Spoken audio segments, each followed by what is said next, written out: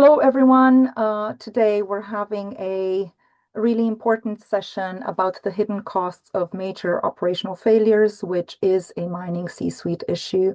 And we're fortunate to have with us today Gus Carroll, who's going to walk us through this topic. As mining is entering a new phase of accountability, high consequence operational risk is moving into clear enterprise and board level view.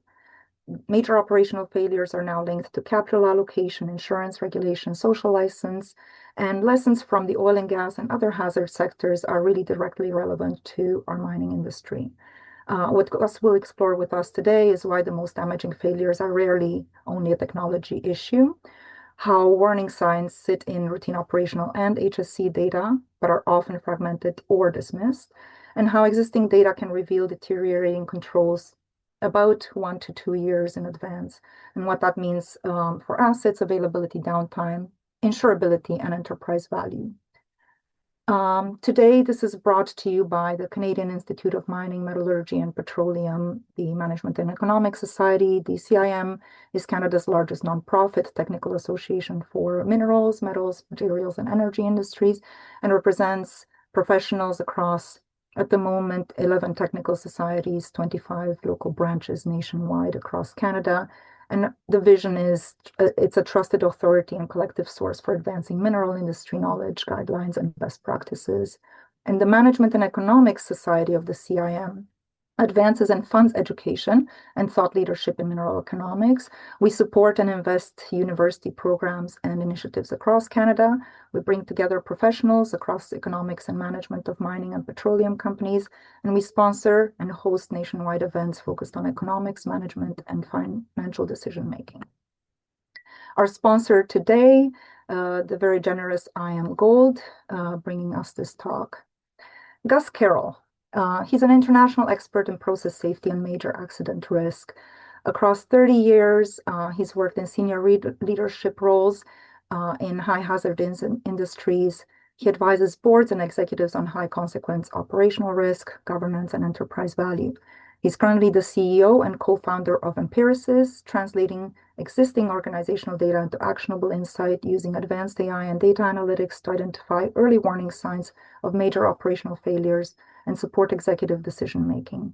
He's the former chief engineer at Centrica. He held leadership roles at Dow Chemical and Spirit Energy, is the iChemie Franklin Medal recipient of 2024, and he's the chair of the UK Strategic Major Accident Forum. Before I let Gus take over, I just wanted to say, please log your questions in our chat, and we will address them after Gus's talk. And without further ado, I welcome Gus. Thank you very much indeed, Simone, for that very kind introduction. Let me share my screen.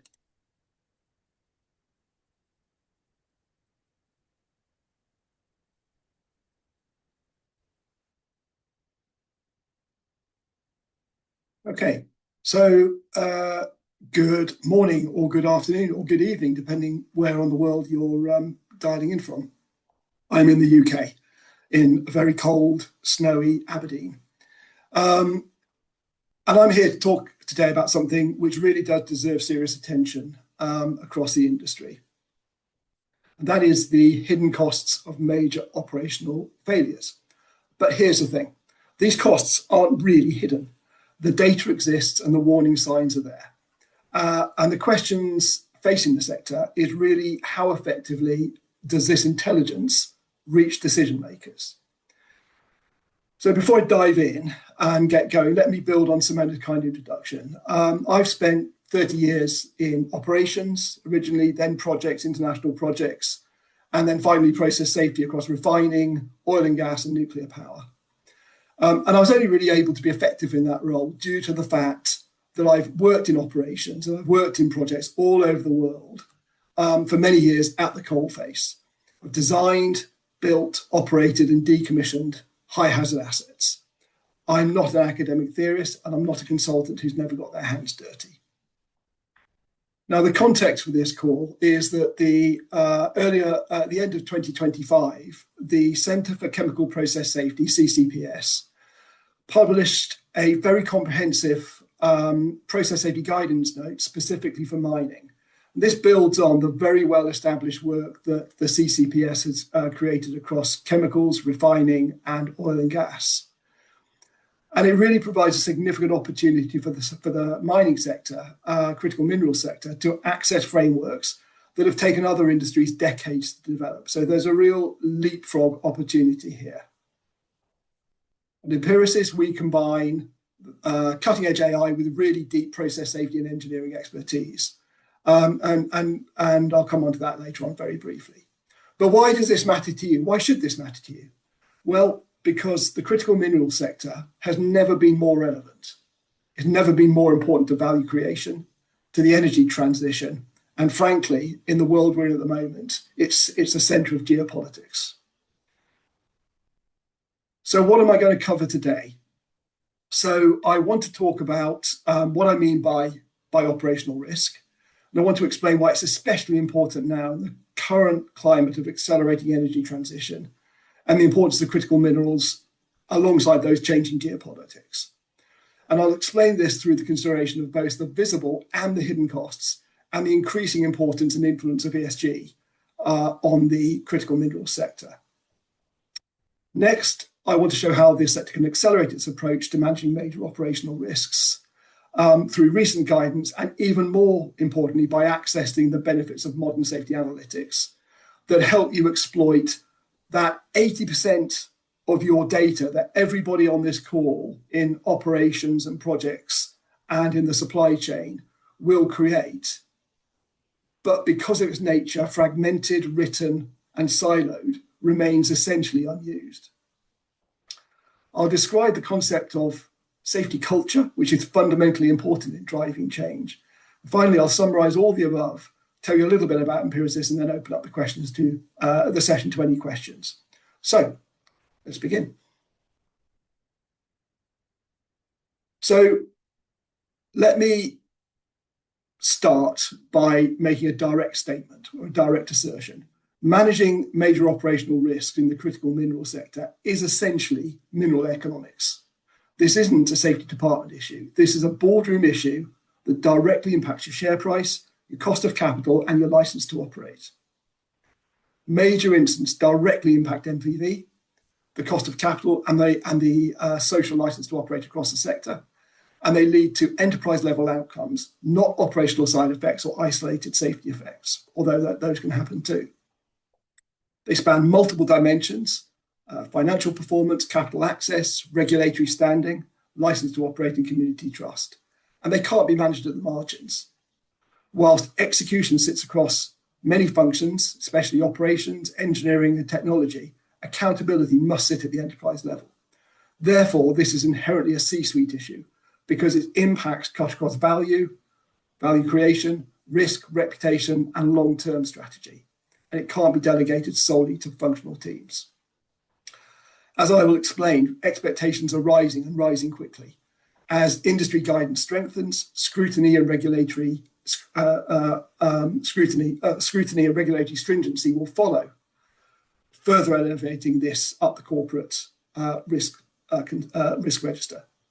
Managing major operational failures, once largely managed at operational levels, is definitely a board level issue and is becoming board level visible as a strategic risk, not an operational risk, with performance increasingly measured, benchmarked, and linked to enterprise outcomes, both within and outside the organization. So why is the critical minerals sector so well positioned to act now? Well, we're right in the middle of the energy transition. Critical minerals underpins this transition, and managing major operational risks is increasingly recognized as a strategic imperative, both for value creation and for supply chain management. Major events can, and they do, inhibit or remove your license to operate, increase your enterprise costs, and leave you with stranded assets, and in extreme cases, threaten business viability. Consider this. When Vale's Brumadinho dam collapsed in 2019, Their market cap dropped by 19 billion in a single day. That's a 24% share price collapse. The direct costs, 7 billion in settlements and fines so far, are just the beginning. And I'll return to this Vale case study in later detail because it offers some really important insights. Every major safety event has quantifiable impacts on NPV and the cost of capital and your ability to operate in the critical mineral space.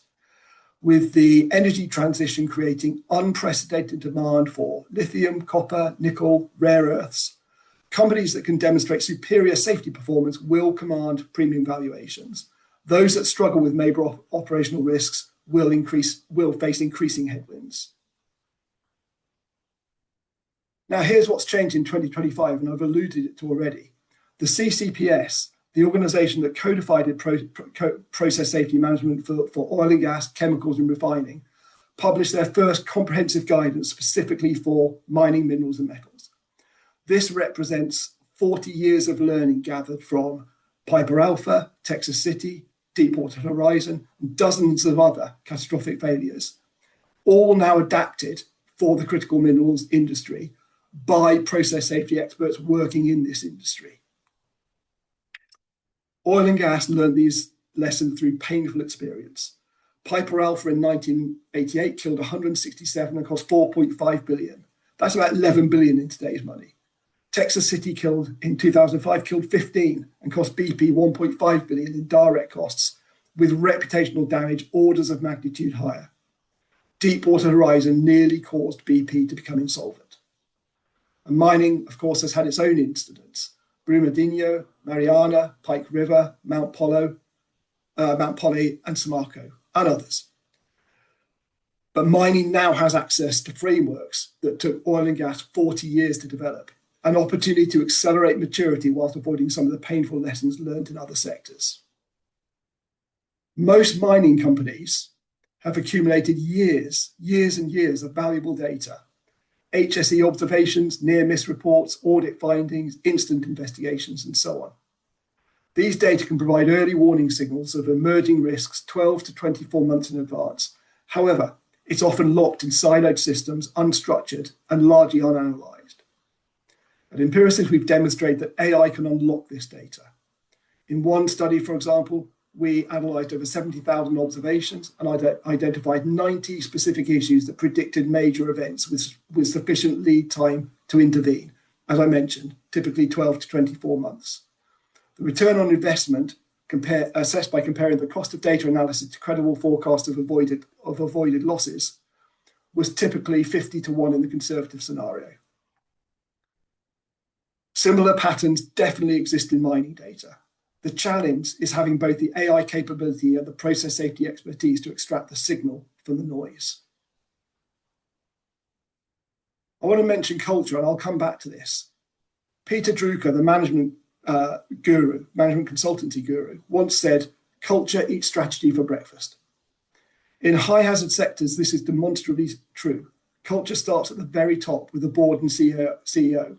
It is extremely challenging to build an effective safety culture and very easy to undermine it. Experience across sectors shows that technical systems, whilst essential, require the right organisational culture to be fully effective. At Pike River in New Zealand, and I'll come back to this, there were 21 methane alarms in the 48 days before the explosion, and that ended up killing 29 miners. 21 warnings. Each was treated in isolation, rarely escalated, and not recognised as part of a broader enterprise risk pattern.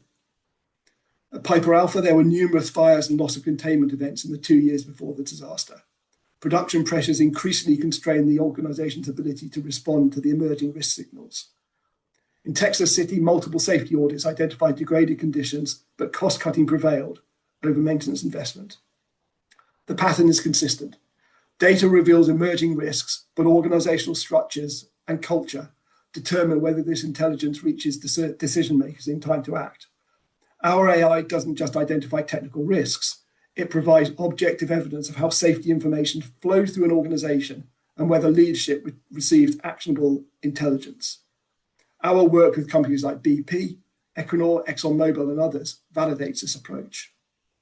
And all of this represents a step change in how major operational risk is governed. moving from periodic oversight to systematic tracking and enterprise-level accountability. So let me dig a little deeper and explain what I mean by operational failures. Different sectors use different terminologies for essentially the same concept. Mining uses the concept of material unwanted events. Oil and gas, chemicals and refining use the term process safety. And the nuclear sector uses nuclear safety. But they're all essentially the same thing. And I'm using the term major operational failures in this presentation because I think it's clearer and unambiguous. So let me explain what I mean. Here you can see a very simple risk matrix.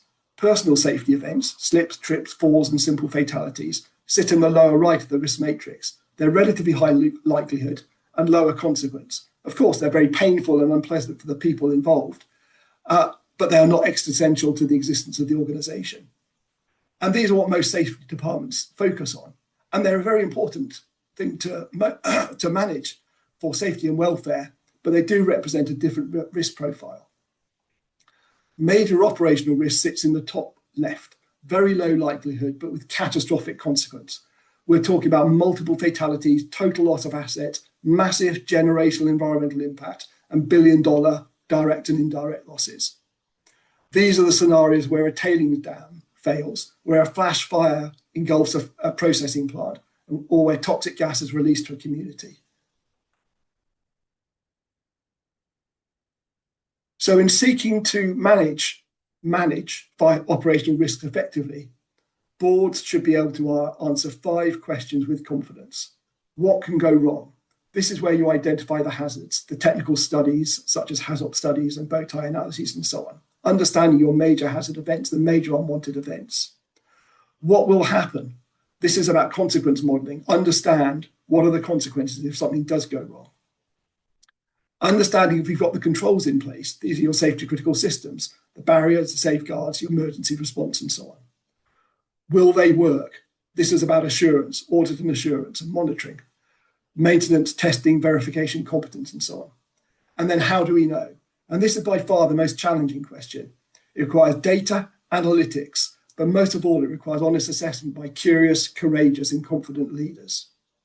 If you can answer all 5 questions confidently, you can say, genuinely, our assets are safe and we know it. Believe me, many companies across all sectors find questions 4 and 5 the most challenging, particularly demonstrating how they know their controls remain effective over time. Organizations have systems and procedures, but often lack the data analytics to truly verify whether the controls work under real operating conditions. This challenge is reflected in the mining industry's own data. The ICMM 2024 Process Safety Report stated the mining industry experienced a rise in fatalities in 2024, with 42 fatalities across 24 member companies, up from 36 in 23 and 33 in 24. This is representing a deteriorating trend. For those familiar with the ICMM framework on critical control management, managing major operational failures aligns closely with the critical control management concept. ICMM published the guidance in 2025, and it provides solid operational guidance, focusing on avoiding material unwanted events through technical and procedural controls. The new CCPS guidance complements this and builds on this by adding enterprise-level integration, extending the framework across the whole asset life cycle, from concept selection right way through to end-of-life decom. And it explicitly addresses leadership's role in driving culture and incorporating decades of organizational learning from other high-hazard industries. So now let's look at the economics, because money is what drives boardroom decisions. Excuse me.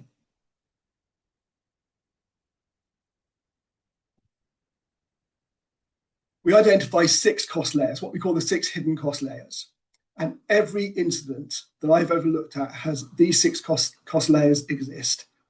But most executives primarily see the first 3. Let me explain those. Layer 1, the immediate cost, baseline cost. These are the cleanup, the emergency response, the immediate repairs. This is what shows up in quarterly reports. It's often visible, it's often covered by insurance, and it's relatively manageable. For example, after the Mount Poly tailings dam breach in 2014, Imperial Metals spent approximately 70 million Canadian dollars on the immediate cleanup and emergency response. In that case, that's what we call the baseline cost. The next is a capability cost. Already, the critical minerals industry has difficulty attracting new talent into the industry. Rob talked about this at the last one of these webinars just before Christmas. After a major incident, top engineers become even more difficult to recruit. Universities may reconsider graduate placements. Appointing an engineer of record, already extremely difficult, becomes even more challenging. Recruiting costs increase substantially. The CIM's recent webinar addressed this issue, as I mentioned, and McKinsey estimates that the industry needs to hire 1.5 million new workers worldwide by 2030 just to maintain current production levels. Major incidents will significantly complicate an already difficult situation. Layer 3, the regulatory costs. Fine, sanctions, mandatory upgrades as a result of a major incident. Post Brumadinho, Vale faced over 7 billion in direct costs, but the implications extend further. In Brazil, new regulations now require comprehensive stability assessments of all upstream tailing dams with mandated decommissioning timelines. The cost of compliance for the industry is estimated at over 5 billion. Beyond financial penalties, personal liabilities are evolving. Brazilian prosecutors are currently pursuing criminal charges against Vale executives, including potential imprisonment. Layer 4, the operational cost. This is around lost production, delayed projects, contractor premiums. This is where the economic impact starts to really accelerate. The Brumadinho disaster forced the suspension of operations at multiple sites for safety reviews, including Brucutu, Timapedia, the Mariana complex, and several other facilities with upstream tailing dams. The company's iron ore production in 2019 was reduced by approximately 75 million tonnes at an average selling price of $90. That's 6.75 million in lost revenue in a single year. Additionally, contractors charge premium rates to work at sites with recent incidents. Insurance becomes prohibitively expensive, and new projects face delays due to regulatory approvals. Layer 5, the reputational cost, typically 10 times 50 the base cost. This is around share price impact, increase to cost of capital, and community opposition. As I mentioned previously, Vale's market cap loss of 19 billion in a single day represents about 270 times the immediate cleanup cost. This is a level where the C-suite executives and the boards really feel the impact. Beyond share price, ESG ratings now explicitly incorporate safety performance. Adding to the IEA's 2020-24 report, institutional investors increasingly use safety metrics as screening criteria. Companies with poor safety records face higher cost of capital and, in some cases, exclusion from major investment funds. Community opposition becomes entrenched. Social license to operate challenges have delayed or cancelled billions of mining projects in the past decade. Research by Hitch and Baracus documents significant social license challenges in Latin American mining. Once social licenses cost, rebuilding it takes decades, if it can be rebuilt at all. And finally, strategic costs. These are around lost permits, stranded assets, M&A discounts. This is a level which threatens company survival. After Samarco, both parent companies face possible exclusion from major indices. Projects in development face permit denials. Exploration licenses were revoked. In extreme cases, entire asset portfolios can become stranded. When permits for expansion are denied, when communities block access, when governments revoke operating licenses, you may still own the resource, you may still own the liability, but you cannot extract it. Reserves become unmonetizable. And in M&A situations, safety records become material discount factors. Buyers understand they're inheriting that liability, that reputational risk, and the integration challenges. In some cases, assets become very difficult to move on at any price. Now look at the multiplier effect. Note the multipliers. Base case, 1 times, 2 times, 5 times, 20 times, 50 times, exponential. If your immediate cost is 50 million, your true cost could easily reach 500 million to 2.5 billion when accounting for all 6 layers. And not at all obvious and over different time periods. In catastrophic cases like Brumadinho or Deepwater Horizon, the total cost can exceed 50 billion when including market cap destruction, long-term production losses, and regulatory aftermath. The economics are clear. Preventing major incidents isn't a cost. It's one of the highest return investments available to the business. Let me now focus a little bit more on enterprise risk and ESG integration because it's so important. Managing major operational failures has evolved definitely from an operational risk concern to board-level strategic risk. Whilst operational execution remains critical, of course, the strategic nature of these risks require board-level visibility and governance. The IEA's 2024 explicitly states that safety performance is now a material factor in ESG ratings, directly affecting institutional investment decisions. MSCI, Sustainalytics, and many other ESG rating agencies now include process safety metrics in their assessments. A single major incident can drop an ESG rating by multiple notches, triggering exclusion from the funds, create higher borrowing costs, and shareholder activism. Institutional investors and lenders are increasingly unwilling to absorb the downside risk of catastrophic failure. For mining companies focused on critical minerals for the energy transition, this creates strategic implications. Your customers, major automotive OEMs, battery manufacturers, the entire energy transition value chain, face intense scrutiny for supply chain responsibility. Supply chain due diligence is standard practice. Tesla, Volkswagen, and all the other major automotive companies now conduct detailed audits of their mineral supply chains, including safety performance. Major OEMs are excluding entire regions or implementing stringent ESG requirements that effectively prevent sourcing from suppliers with weak safety records. According to Marsh, the insurance broker's mining market update report in 2024, premiums for mining operations with weak safety records are increasing dramatically. The reinsurance market has pulled back from high-risk mining clients following recent catastrophic losses. Some companies are finding it difficult to obtain adequate coverage at any price. Without insurance, operations face severe constraints. Banks won't finance, joint venture projects partners won't participate, and regulators won't grant permits. The insurance market is effectively creating a two-tier system. Companies with strong process safety performance can obtain comprehensive coverage at reasonable rates. Companies with weaker performance face spiraling costs or even coverage denial. I've mentioned social license before, but social license isn't granted by government. It's earned from communities, and it's fragile. A major single incident can destroy decades of community relationship building. In Latin America, particularly post-Brumadinho, communities have become increasingly organized and sophisticated in opposing mining projects. They have access to technical expertise, legal resources, and social media to mobilize opposition. In Canada, First Nations have increasingly used court challenges and regulatory interventions to halt or delay projects where they perceive inadequate safety or environmental protection. Robust social license is essential for new mine development. Maintaining social license requires demonstrable safety excellence. The global industry standard on tailing management, published in 2020 following Brumadinho, has fundamentally changed the regulatory landscape. This isn't voluntary guidance. It's becoming embedded in national regulations worldwide. And key provisions include board-level accountability for tailings management, independent review requirements, public disclosure of dam safety information, mandatory emergency preparedness plans, and community engagement. Director-level liabilities are evolving. In Brazil, prosecutors are pursuing criminal charges, as I mentioned. This isn't civil liability or corporate fines. This is personal criminal liability for directors. Australia is considering similar reforms. Canada's Bill C-25 enhances director duties around safety. The UK's Corporate Manslaughter and Corporate Homicide Act can result in prison sentences for executives. The regulatory direction is clear.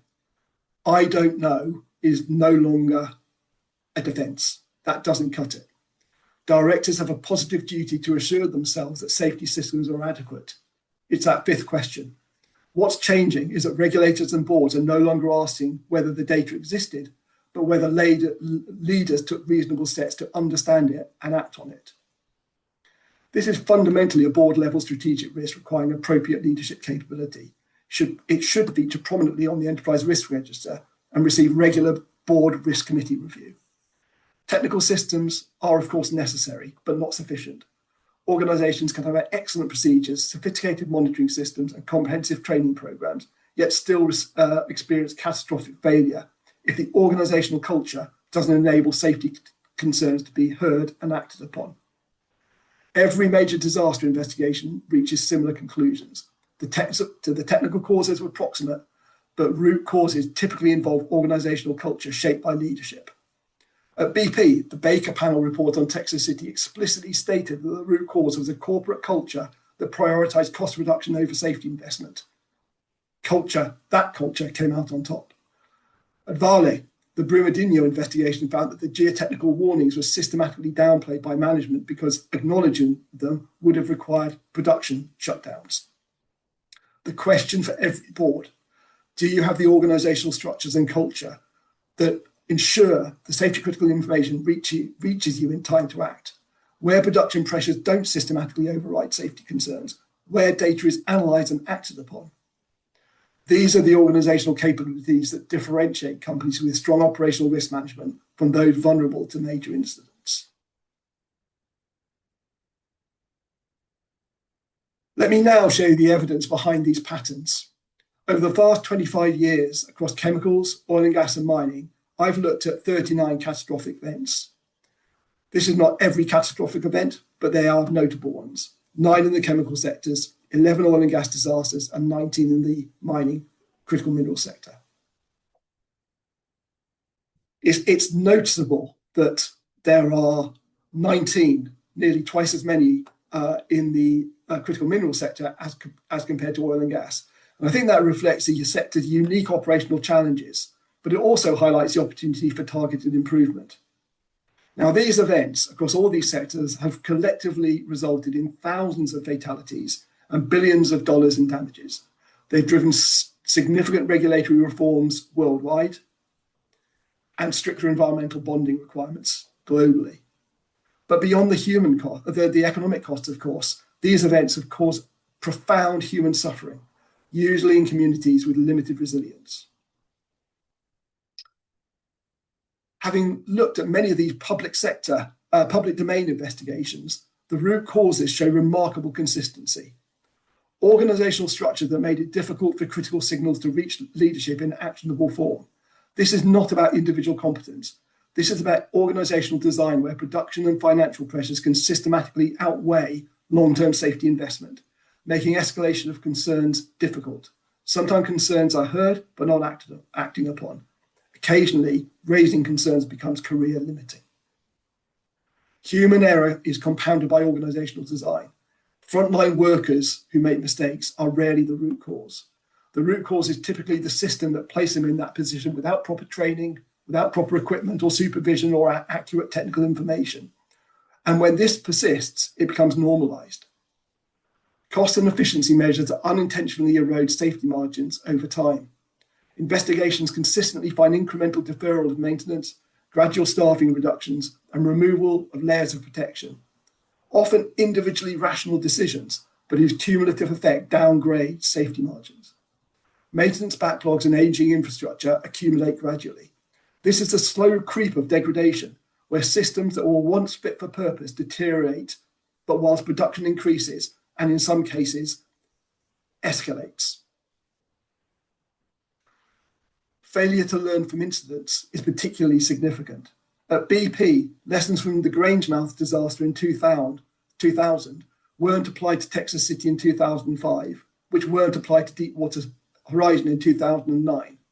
This represents organizational learning failure, not memory failure.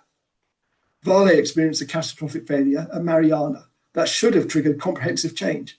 Yet within just over 3 years, an even deadlier disaster occurred using similar technology with documented warnings and failed emergency systems.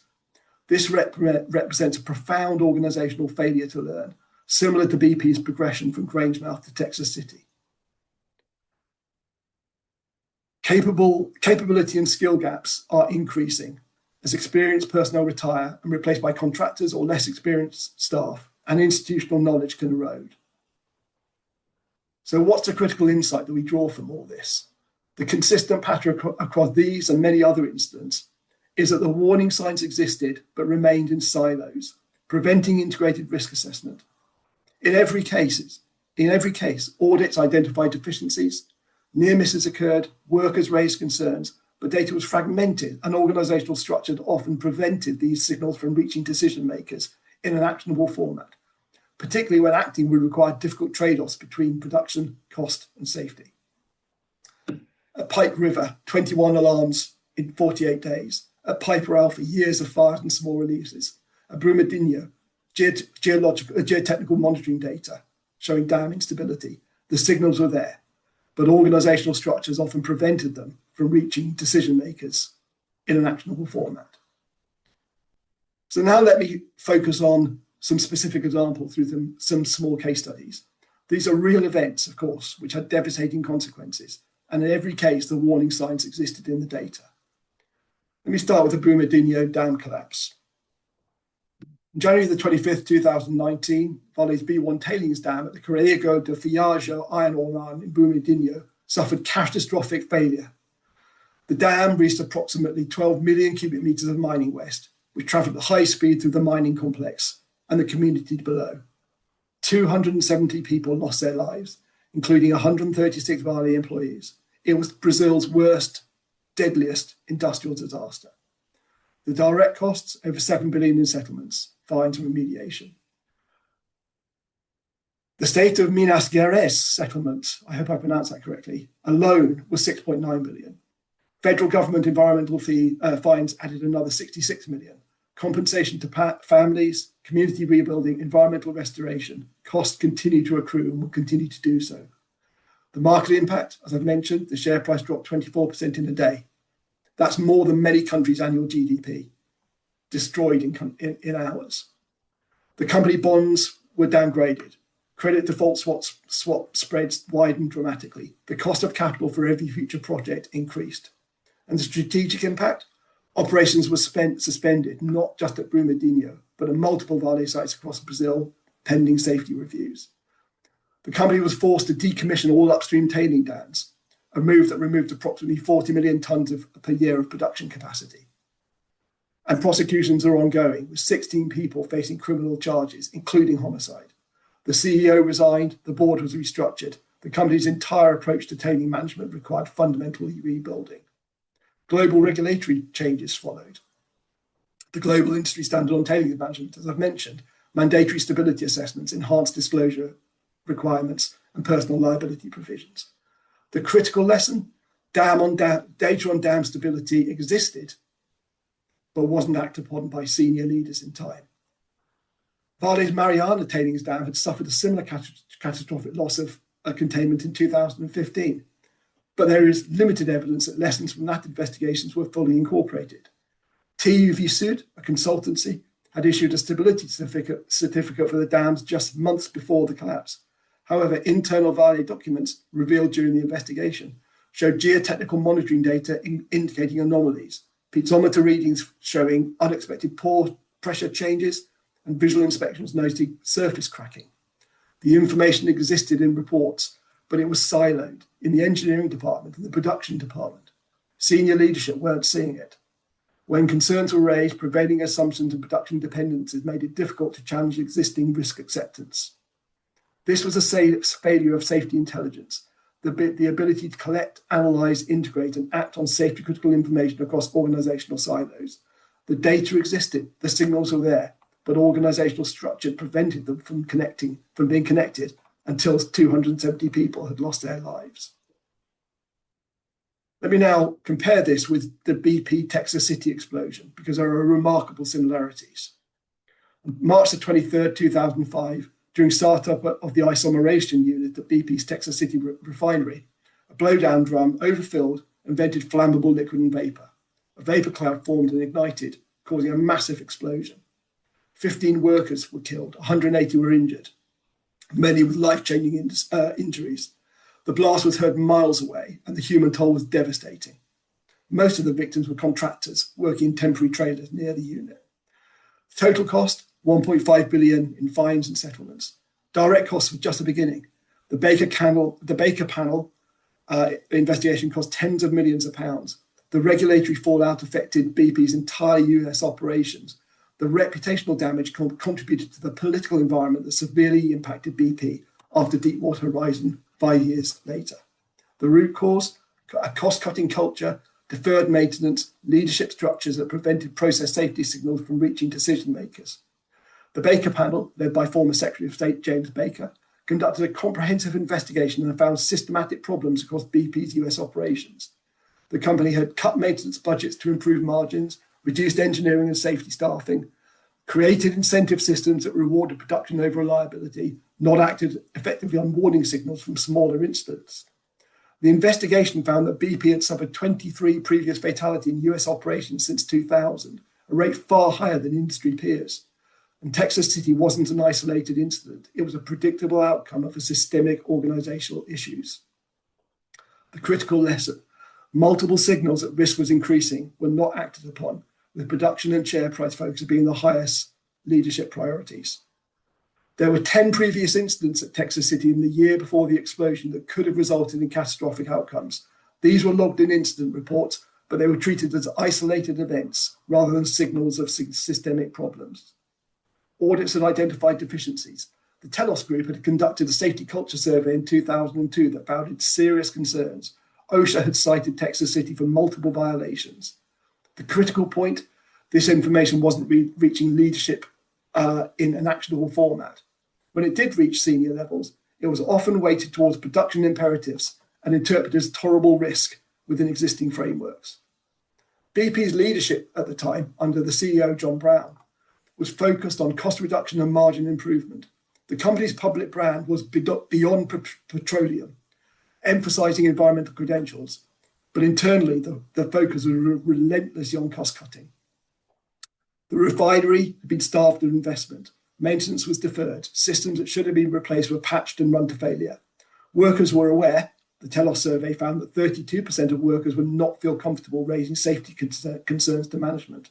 That's organizational culture, and it flows from leadership. The common theme between these: organizational structure that prevented warning signs from reaching decision makers. And what connects Brumadinho and Texas City and every other disaster study is that organizational structures prevented the warning signs from reaching the decision makers in time and resulted in risk blindness and risk denial. They existed. The warning signs existed in audits, incident, near misses, and worker concerns. So this lesson isn't about individual competence or intent. The lesson is that organizational structures can prevent safety critical information from reaching decision makers sometimes doesn't get there until it's too late. Let me briefly go to the second set of case studies, and I will go through these very quickly. Pike River mine explosion in 2010 in New Zealand. A methane explosion killed 29 miners on New Zealand's South Island. A second explosion 4 days later ended the rescue attempt which had been made, and the mine had only been operational for 1 year.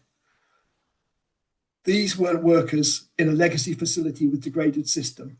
This was a brand new mine. And the key finding was that 21 methane alarms had been sounded in the 48 days before the explosion, all explained away or not escalated.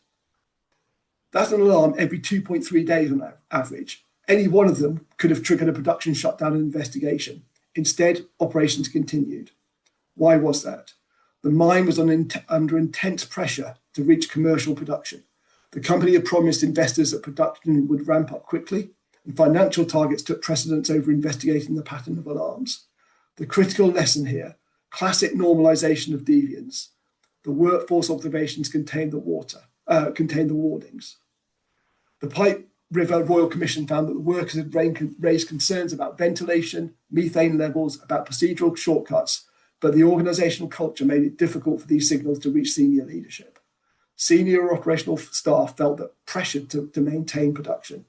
Critically, the board didn't have anyone on it with sufficient process safety expertise to understand the significance of the alarm pattern. And I compare this with Piper Alpha. On July the 6th, 1988, the Piper Alpha oil platform in the UK suffered a catastrophic explosion and fire that killed 167 workers. It remains the world's deadliest offshore oil disaster. The platform was completely destroyed. Only 61 of the 228 people on the board survived, mainly by jumping into the burning seas. The total cost were equivalent to $11 billion today. The true cost to Occidental, the owner and operator, was far higher. The company's reputation never recovered, and it was ultimately acquired for a fraction of its enterprise value. At the time, Piper Alpha was the world's most productive oil production platform. The disaster transformed offshore safety regulation worldwide. The UK moved from a prescriptive regulatory system to a risk-based safety case regime. Norway enhanced its regulatory framework. The lessons influenced safety management globally. The key findings, numerous fires and loss of containment events in the previous 2 years, all addressed individually without pattern recognition. The inquiry found that Piper Alpha had experienced multiple serious incidents in the years before the explosion: small fires, hydrocarbon releases, equipment failures. Each was investigated individually, but no one understood the pattern.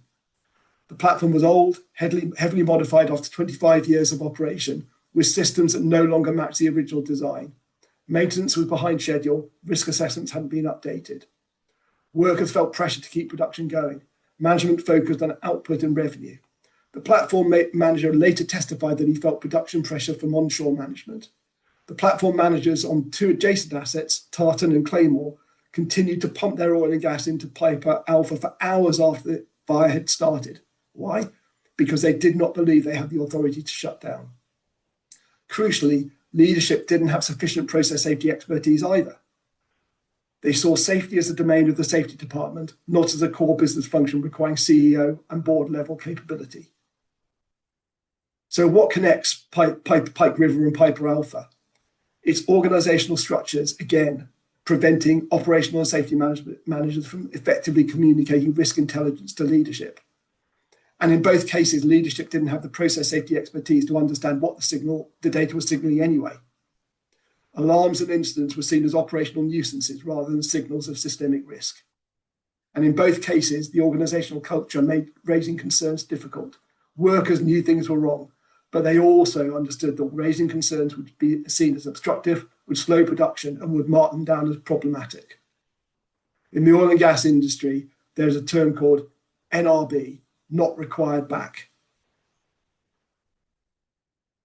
These are organizational failures that flow from structure and culture, not individual failures. So having examined all these challenges, let me turn to the opportunity. And there is a tremendous opportunity here in front of us. Mining does not need to spend 40 years developing the frameworks that oil and gas created through painful experience. Those frameworks exist. The question is, how can mining leverage this accumulated learning quickly and in an accelerated fashion? So in 2015, the ICMM published the Health and Safety Critical Control Management Standard. It's valuable, practical guidance. It's really good. It focuses on managing existing operations through avoiding material unwanted events, and it addresses both personal safety and process safety risks. It provides practical tools for identifying critical controls, verifying their effectiveness, and managing deviations. The framework has been adopted by major mining operations globally and has driven significant improvements in safety management, and in particular in personal safety management. ICMM's framework provides excellent operational guidance for managing critical controls. And the new CCPS guidance complements this by adding enterprise-level integration, by extending the framework across the full asset lifecycle and explicitly addressing leadership's role in driving culture, which I've focused on previously.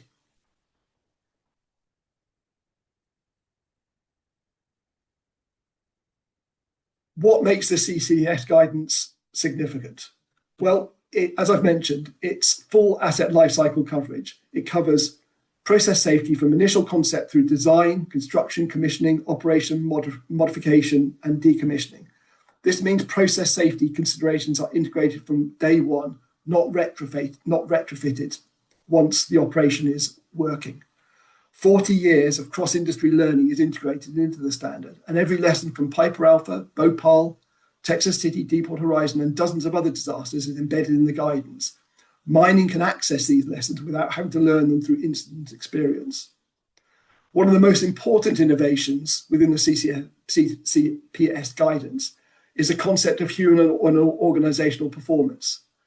This explicitly addresses how human factors and organizational design integrate and intertwine with each other to affect process safety outcomes.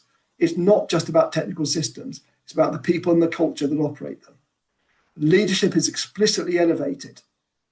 Guidance makes leadership a foundational element, linking leadership behaviors directly to safety culture and providing explicit expectations for boards, CEOs, and senior management. And the guidance provides tools for quantifying process safety risk and risk-informed business decisions. This enables prioritized investments, evaluated trade-offs, and demonstrable value creation, not just cost avoidance. And here's a strategic opportunity for this industry. Early adopters can gain significant competitive advantage through enhanced capabilities to understand risk and strengthen leadership capacity and capability. Consider the competitive positioning implications. Companies that adopt this approach can demonstrate superior process safety management and will access capital at lower cost. In a capital-intensive, project-driven industry, cost of capital is a significant competitive lever. Social license. Where communities have substantial influence over project approval, demonstrable safety excellence become essential for project advancement. Early adopters will be positioned to advance projects that others cannot.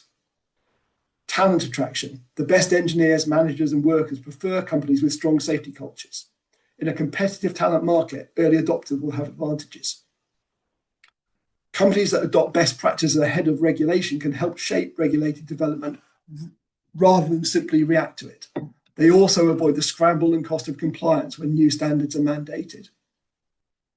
There's an ESG premium, with ESG criteria increasingly driving investment decisions. Safety leaders will command valuation premiums. And operational excellence. Managing major operational failures effectively drives operational excellence. The same disciplines that prevent these disasters, understanding your process, maintaining your equipment, training your people, managing change, and so on, also are exactly the same factors that improve reliability, maintain productivity, and drive efficiency. Companies that move first won't just be safer, they'll be well positioned across multiple dimensions of competitive advantage. And evidence for this relationship is mounting.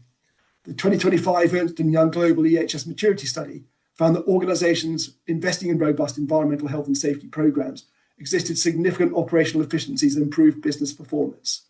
In Canada, 70% of surveyed executives reported that health and safety initiatives positively impacted their bottom line. This emphasizes safety as a strategic business imperative, not just a regulatory compliance obligation. Companies that prioritize safety can reduce accident rates, enhance organizational reputation, strengthen talent retention, and ultimately drive profitability.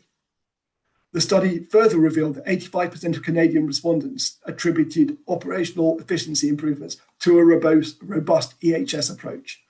As mining leaders pursue underground projects, integrating safety and fatality prevention into core operating strategies will remain essential for sustained growth. The dual focus on safety and profitability can create a virtuous cycle where enhanced safety measures drive better financial performance, enabling further investment in growth and competitive advantage. So what's the data opportunity?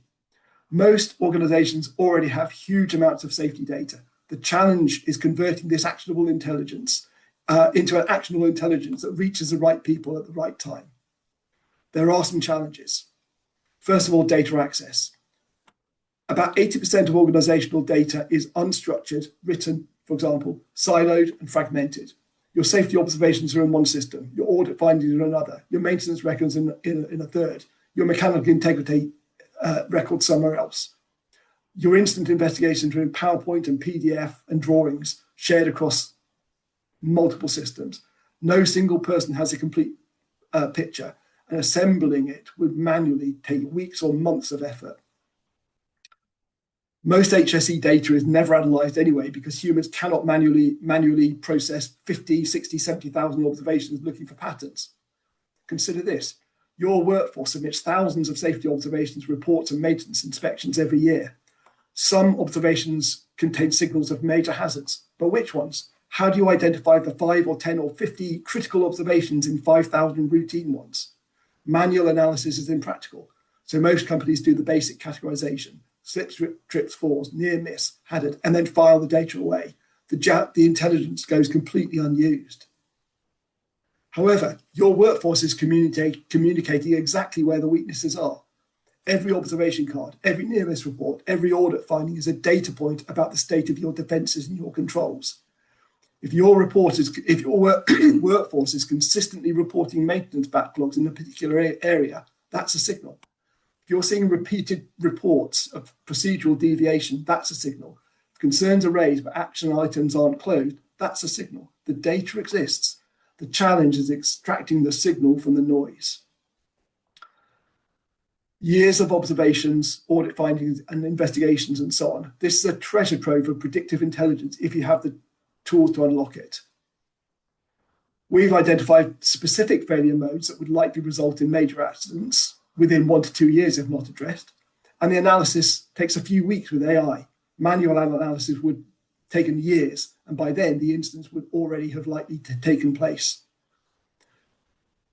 Organizations create huge amounts of information and then do almost nothing with it. But the solution is using AI. AI and data analytics helps you identify where your most significant degradations are developing and where the integrity of your key controls is most compromised. And it extends beyond hardware equipment. It can reveal issues about management system weaknesses, team competencies, and even leadership and culture. Every data point needs to be categorized into hazard categories, not safety issue or maintenance item, but specific process safety hazards like loss of containment, structural integrity, ignition source, and so on.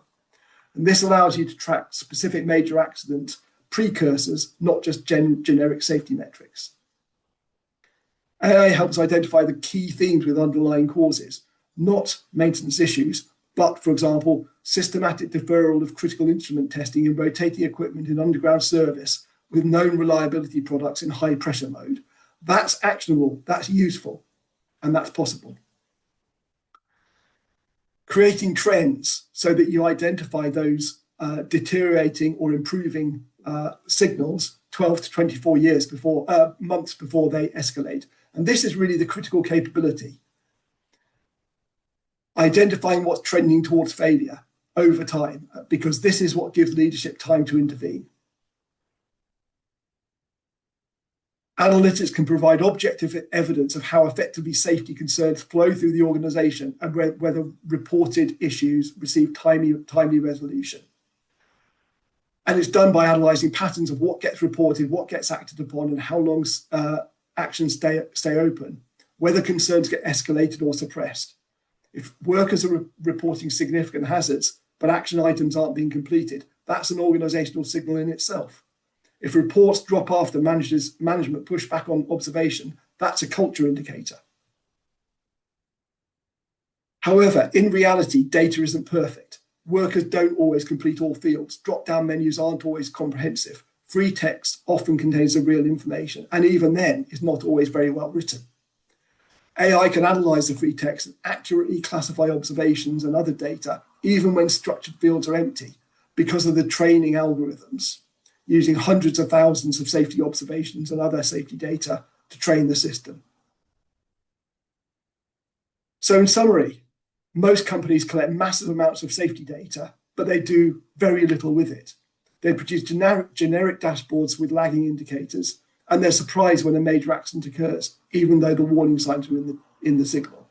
The technology exists to unlock this intelligence. It's available and it's not prohibitively expensive. The strategic question is when to implement it. And it's not just about analyzing data. It's converting fragmented operational data into leadership-ready insights that enable boards and senior management to prioritize risk reduction investments based on evidence, not assumptions. Now, I've talked a lot about safety culture. I'd like to dig into that a little bit more detail because it's critically important here. As I've said before, an organization can have superb technical information, but if the culture of the organization makes it difficult for leaders to act upon this or difficult for workforce to escalate that, it's of limited use. I've used here a very well used model across oil and gas and chemicals and refining called the Hudson model. It was developed in the early 1990s by Shell Chemicals. And it looks at safety culture across 5 dimensions. Basic, described as who cares as long as we're not caught. This is a pathological stage of safety where it's seen as a burden imposed by regulators. Compliance is minimal and leaders see safety as someone else's problem.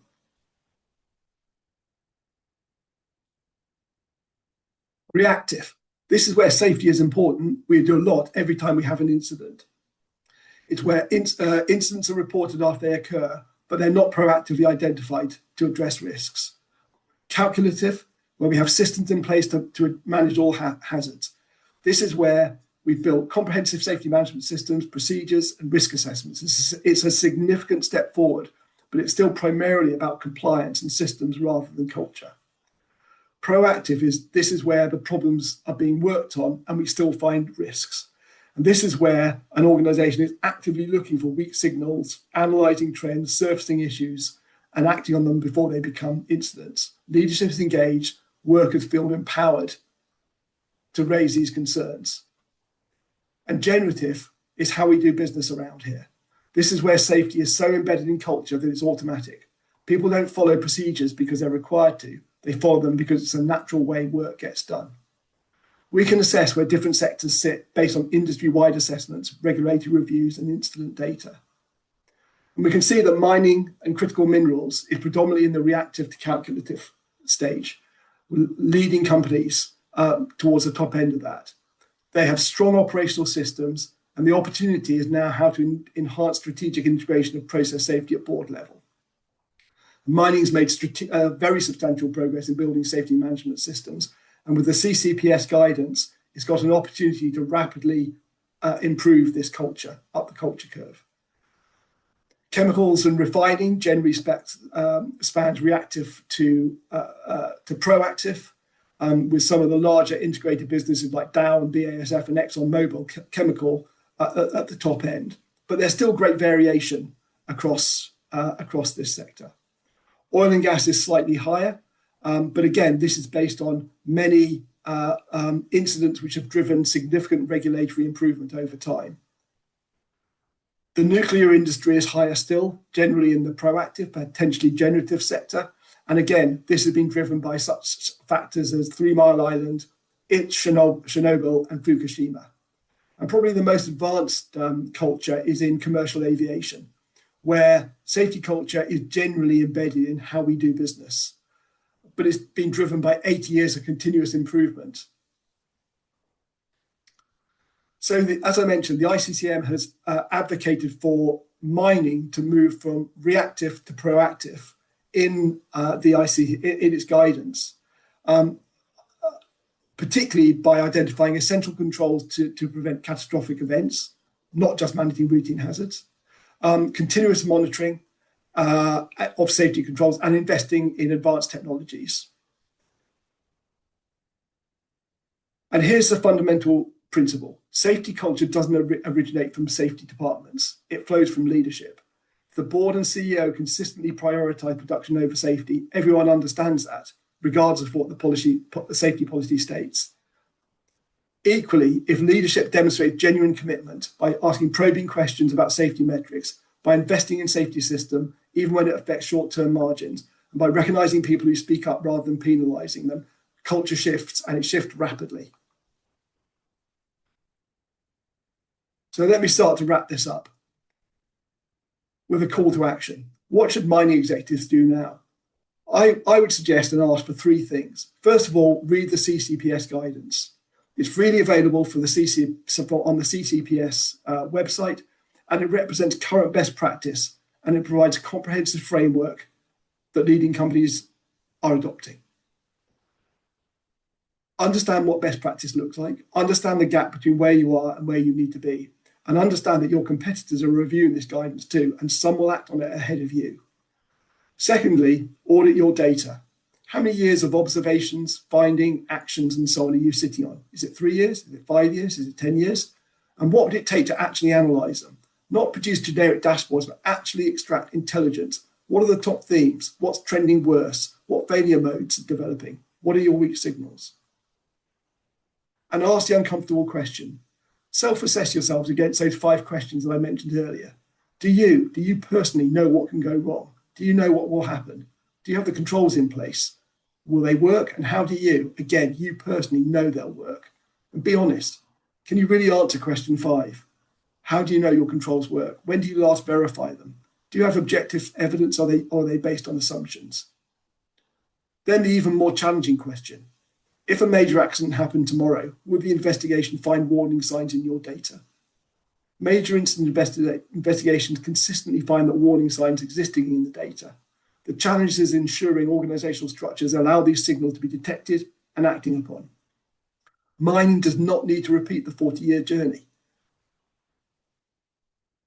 It does not need to repeat this journey, I repeat, because the standards exist in ICM, ICMM, CCPS, the global standard, and AI data analytics can progress your intelligence in days rather than weeks and months. Consider the economics. Preventing a single major instance delivers returns of 50 to 1,000 times the cost of the prevention program. This isn't an operating cost. This is investment in value creation, and possibly the best investment you'll ever make. Consider the human dimension, or those people who lost their lives at Brumadinho, at Pike River, at Piper Alpha. So organizations face a strategic choice about when to invest in enhanced safety intelligence capabilities. You can act now, read the guidance, audit the data, ask the challenging questions, invest in the systems and culture that will prevent incidents before they occur. Your data probably shows where your emerging weaknesses are. So with that, I'm going to close and very briefly talk a little bit about Empirisys. We combine advanced proprietary AI and data solutions with deep expertise in high hazard sectors. Most AI companies don't understand process safety. Most safety consultants don't understand AI. We have expertise in both, and we apply our skills across the entire management cycle. And you can see in the box below the areas that we focus in, and we operate across the management cycle, as I show. We don't just identify problems, we quantify them, prioritize them, provide specific costed action plans.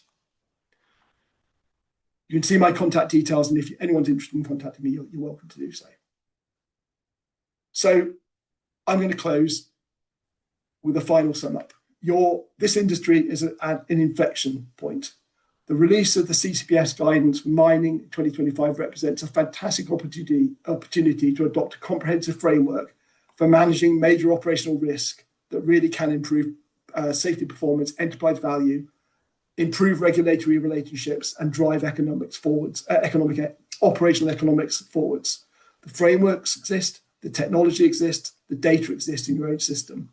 What is required now is leadership and the willingness to ask the challenging questions, the commitment to invest in the prevention rather than the reaction, and the determination to create organizational structures where safety intelligence can reach decision makers effectively. Mining and the critical minerals sector can access these frameworks that took other industries decades to develop. You can learn from those who've gone before, but only if you choose to act. Thank you for your attention. And I'm sorry I've gone over a little bit, but I hope I've held your attention. And I'm very happy to take any questions. Thank you. Thank you, Gus. Thank you to our audience. Thank you to our sponsors. This was a really important topic, and I'm glad you spent your time with us, Gus, today to cover it. We have a number of questions that I'll be going through with you. They've come in through our chat, so thank you everyone for participating with questions. How much does data quality influence AI, data analysis? What are strategies to improve data quality or AI analysis? And what do you do if data remains poor? Well, that's a very good question. And there's the old adage of garbage in, garbage out. And so the data has to be of a minimum quality, but it does not have to be perfect. The AI builds on trained data. So the whole point of this is that provided the data reaches a minimum data quality, which, as I say, does not have to be perfect, the AI can, as it were, infill gaps and improve the quality and start to identify common trends and themes and sub-themes. If the data is actually below that threshold quality, then what we do and what should be done is having an honest conversation with the operator and say, you'd be much better off in spending the time and effort you were going to use on the AI analysis in enriching and improving the data quality. And once that's been improved, come back and do the AI work later. We have another question. How should boards and C-suites recalibrate their governance structures to ensure process safety risks receive the same attention as financial or ESG risks?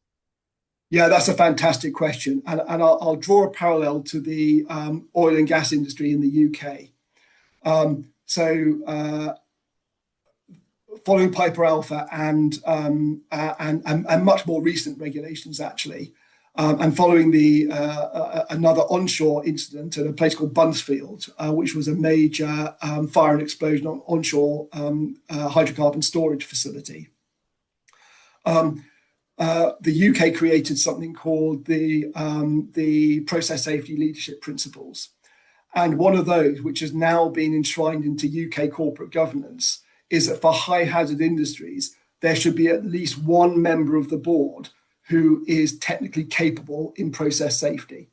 Now, on management, on company boards, there will be many people who are technically competent in finance and ESG risk. In high hazard industries in the UK, we now need somebody who is technically competent in process safety to sit on the board. And I would suggest that is a direction of travel that should be adopted in other high hazard industries. Thank you. Where do you see the biggest gaps between current mining sector governance practices and the expectations emerging from regulators and insurers? Well, I talked about this a bit. It's a great question, actually. And what I see is that there is a focus on operational risk rather than enterprise risk. And that operational risk is quite fragmented and not joined up between different assets within an organization and even different risks within an asset. And therefore, it's difficult for the regulators and the insurers to get a holistic picture. Very much in other high hazard industries that I've worked in, and in particular in the nuclear industry, those risks are explicitly joined up and made visible to regulators and insurers, and of course, the board and so on.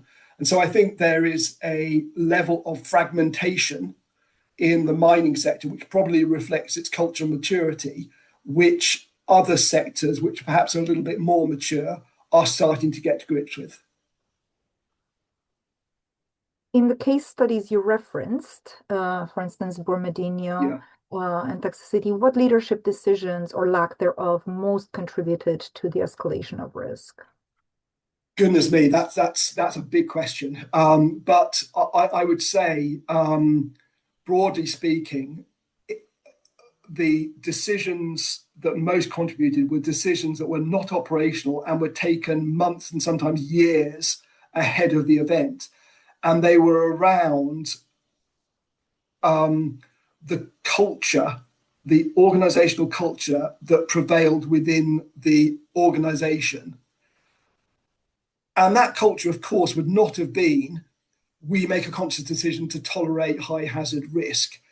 It was around value creation, around EBITDA, around managing the reputation, and also about driving cash flow by limiting and reducing safety critical maintenance on aging assets.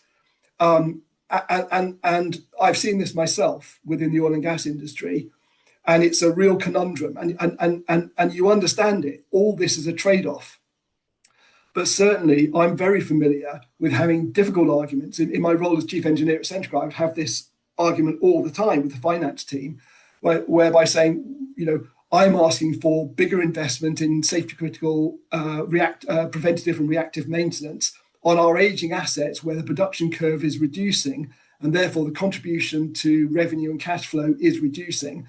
But those same aging assets need more investment. That's a trade-off. And I completely understand where finance team are coming from.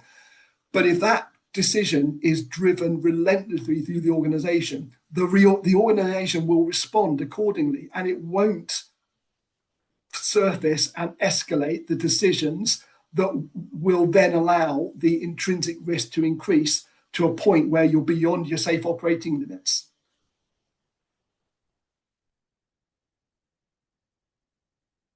I think you're on mute. Simona. Sorry, thank you. So what advice do you have for mid-level management that sometimes feels that executives do not want to hear the risks, that executives implying that site personnel cry wolf and do not actually know when something will fail? This is such a difficult issue. And I'm glad the question came, because it is those mid-level management who are the most important people in any organization.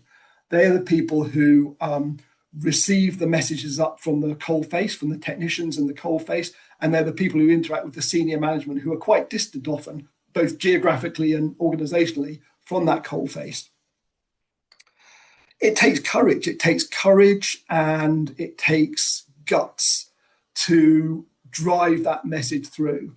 However, this is where the analytical piece can really help, because if that message can be underpinned by insight and risk-based evidence based on the organization's own data, that is very difficult to ignore. It also provides a means for those managers to say to the senior leaders, I'm presenting you with this information. It's evidence-based, it's data-based, it's correct, it's been looked at by the right technical experts. If you don't wish to accept this, I would like you to reply to me in writing that you don't accept it. That is easy for me to say. That takes real guts and real courage. And it is often easier also within a prevailing organizational culture that, that we're talking about here, simply to stay silent. Okay. Do you see boards of senior companies looking/hiring board members with actual process safety experience? Seems too many are purely financial. Yeah, the answer is yes, but more and more, and I see this in the UK, more and more boards within the oil and gas, nuclear refining sectors are either hiring board members, not executive directors, with that expertise, or they are bringing in specific board level advisors who are not members of the board, but they are technical advisors to provide the board with that level of third-party expertise. Now, there are pros and cons of both methods, and I've seen both, actually. In fact, I've acted in that way myself as an advisor. There are pros and cons of both. Being a board level, being a non-executive director, provides the more clout. Actually, it provides more power for that non-executive director. The problem is those technical experts then have the same fiduciary and legal obligations as every other board member, and some of those people don't want that. On the other hand, the board level advisor is focusing mainly on their technical expertise to advise and influence the board. But at the end of the day, they can only advise and influence the board. They can't mandate because they're not a member of the board. So there's pros and cons on both. But yeah, we are seeing that. Okay. Given some events like San Marco and Brumadinho happened after ICMM critical control management, what was missing or not used that could avoid those events Does the CCPS work or cover reinforce those gaps? Yeah, this is a great question, actually. So I think the ICMM guidance is very valuable. It's quite broad, and it sort of dilutes to a certain extent the distinction between high hazard process safety events and personal safety events. And so it doesn't make that distinction as clear as the CCPS guidance. It also focuses very much on the operational aspects of the operational part of the life cycle.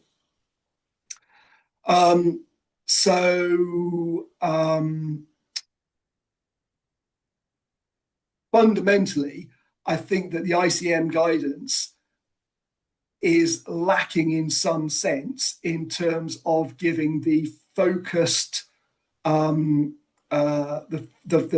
focus on major hazard analysis. And it doesn't, if you remember the 5 questions I talked about, know your hazards, know your consequences, do you have the right controls, do the controls work, how do you know? Those are intrinsically embedded into the CCPS guidance. They're sort of diluted and or missing from the ICMM guidance. A focus has been getting the right information to senior decision makers. Is it of equal importance to train and make line personnel responsible for acting on safety issues on their own authority? Yeah, well, of course it is. Of course it is, and in fact, 99% of safety issues is an operational matter that should be dealt with by the operational line. What's important here is to be really clear through the enterprise risk management process and a clear articulation of risk appetite and risk acceptability criteria. What risks are delegated down to operational managers at different levels? And what risks ought to be escalated up towards the corporate centre for consideration within the strategic risk management. Now, many organisations don't have that level of clarity and scrutiny. But yeah, the answer is, of course, the vast majority of safety risks have to be managed at the operational level, and they should be managed at the operational level. Operational managers should not feel that what I've talked about is a get out of jail free card that enables them to not have responsibility for areas that are properly under their control. What's really important, however, is through the corporate governance process and the way the organisation works, and we certainly had this in Centrica, is very clear articulation of delegated authority levels at different levels of the organisation. Many operational issues stem from foundational choices made at project outset that are not easy to fix later. So for instance, literal foundation issues like TSF design. At project outset, owners are typically more capital cost conscious. How have you helped management teams appreciate the value of more proactive measures at outset when capital is most expensive and can be a major project pinch point? Yeah, so part of my previous experience has been managing the capital project assurance process across multi-billion pound capital investment portfolios. And the way that I've been used to dealing with that, and certainly my experience in chemicals and oil and gas, is that we have a life cycle approach to this, a stage-gated life cycle approach to this. And the life cycle approach starts with concept, then selection, then front-end design, early design, detailed design, cutting steel and pouring contracts during construction and commissioning into operation, and then late life, end of life.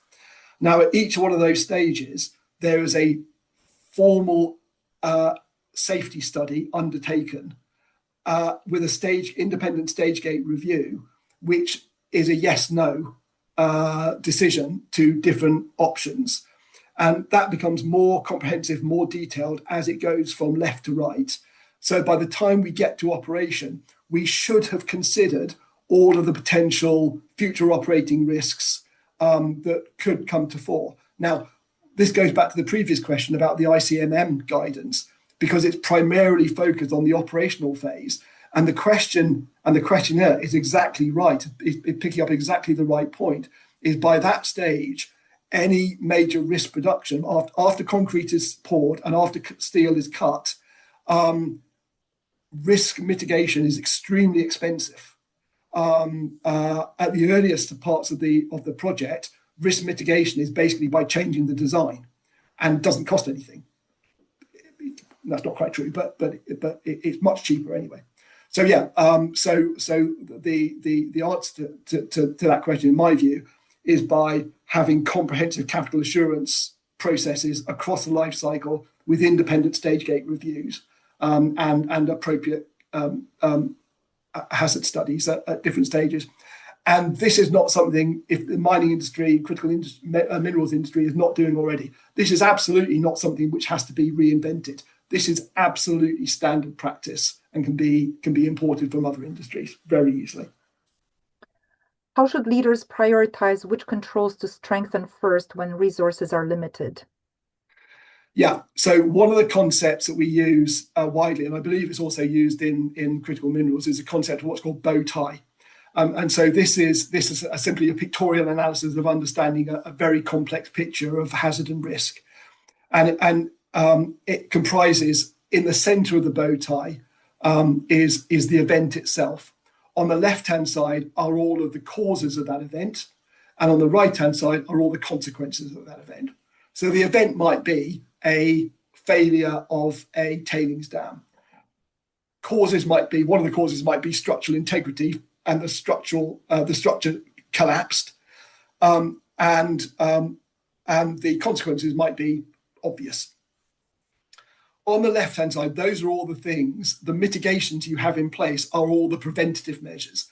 It's obviously much better to prevent an event happening than mitigate the consequences once it's happened.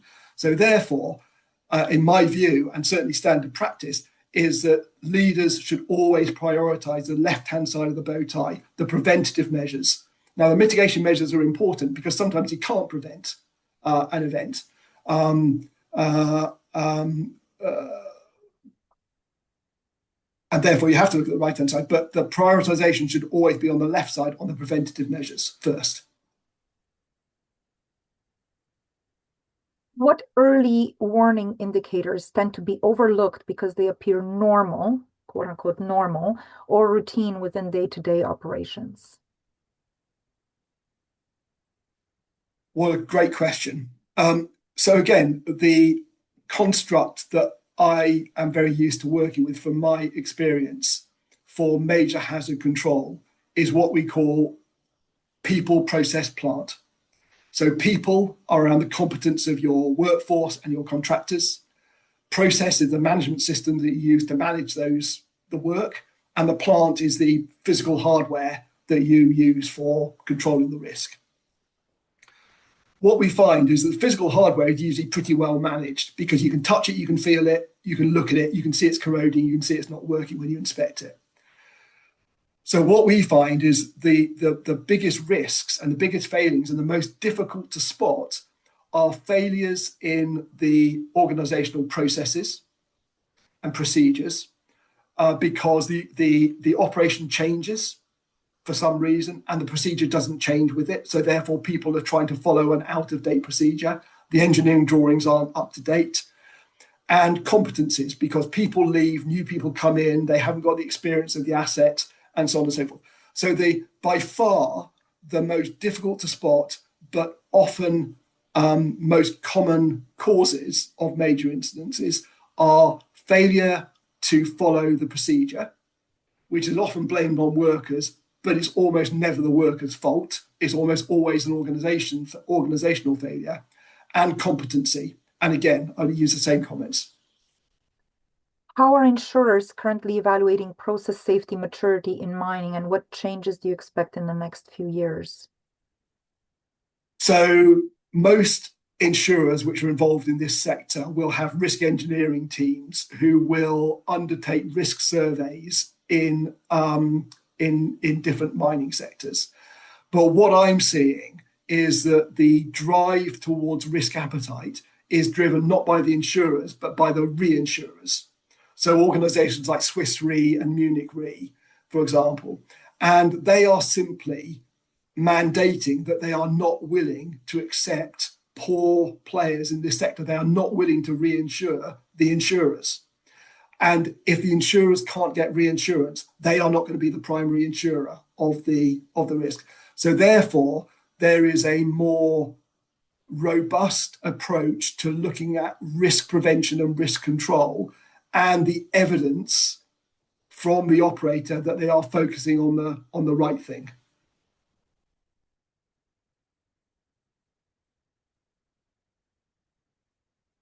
I think you're on mute again. Sorry. Investors who are owners of an operation will usually want to cut costs when they are not doing well in terms of budget. Investors are bankers who are not equipped to make operational decisions, but they still run the mines. So how do we solve this problem? Well, that is the eternal conundrum, isn't it? And I think it is all about capability of the board, because the investors own the operation, they own the shares in the operation, but then the executive management manage and operate and deliver the output from the operation. And I think it is all about the board having the capability, the courage, and the data and information to prepare a robust argument to the investors to say, yes, we could cut short-term cost by reducing maintenance or reducing investment in safety or whatever it is. But actually, the long-term value erosion that will lead to, inevitably lead to, will massively exceed that short-term cost. So, and this is the reason why. Now, easy for me to say that here. That is a very, very difficult conversation.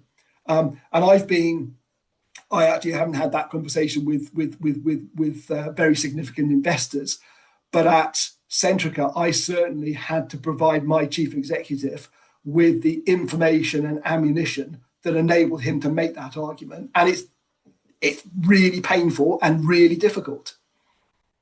Okay.